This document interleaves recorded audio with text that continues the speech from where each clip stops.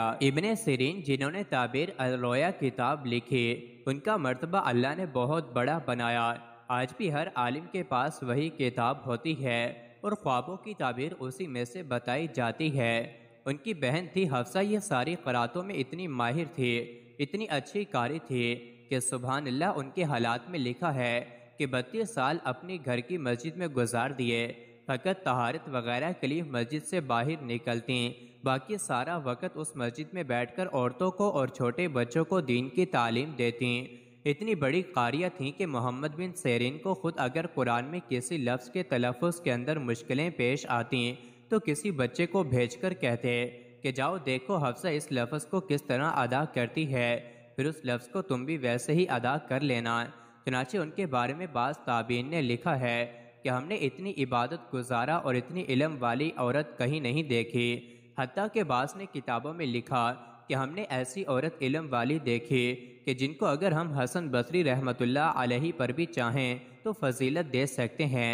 किसी ने कहा सईद बिन अल-मुसीब से भी ज़्यादा, तो जवाब दिया हाँ। किसी ने उनकी बांदी से पूछा अपनी मालका के बारे में क्या कहती हो। उसने बड़ी तारीफ़ें की और कहने लगी बड़ा अच्छा कुरान पढ़ती है, हर वक्त इबादत करती रहती है, हर काम शरीयत के मुताबिक करती है, लेकिन पता नहीं उनसे कौन सा गुनाह सरजद हो गया है जो इतना बड़ा है कि इशा की नमाज की नीयत बांधकर रोना शुरू करती है और फजर तक खड़ी रोती रहती है।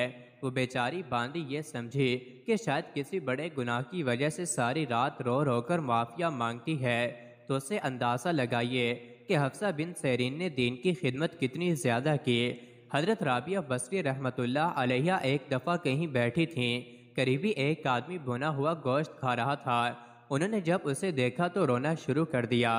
वो आदमी समझा कि उन्हें भूख लगी है और ये चाहती हैं कि मुझे भी खाने को दिया जाए। उसने पूछा कि क्या आप भी खाएंगे?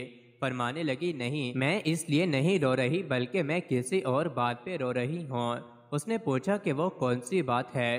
फरमाने लगी कि मैं इस बात पर रो रही हूँ कि जानवरों और परिंदों को आग पर भूनने से पहले उन्हें मार दिया जाता है और ज़िबा किए हुए जानवरों को भूनते हैं। मैं क़यामत के दिन को सोच रही हूँ कि जब जिंदा इंसानों को आग में डालकर भून दिया जाएगा। मैंने भुने हुए मुर्ग को देखा तो मुझे क़यामत का दिन याद आ गया। मुझे वो रात याद आ गई कि जिसकी सुबह को क़यामत होगी। ए बंदे, तू भुने मुर्ग को खाने का आदी है, कबाब और टिक्के मंगवा कर खाता है। सोचा करें कि हम जो इस गोश्त को भून भून कर खा रहे हैं, इसे तो ज़िबा करके भुना गया। अगर हम गुनाह करेंगे तो फरिश्ते हम जिंदों को भूनेंगे, इसलिए हमें गुनाहों से ज़रूर बचना चाहिए। राबिया बसरी रहमतुल्लाह अलैहा के मुतालिक किताबों में लिखा है कि आप खौफे खुदा से इतना रोती कि आंसू के कतरे ज़मीन पर गिरने लगते, तो इतने आंसू गिरते के बाद मर्तबा ज़मीन पर घास उगाती थी। मज़ीद ऐसी ही वीडियोस के लिए चैनल को ज़रूर सब्सक्राइब करें।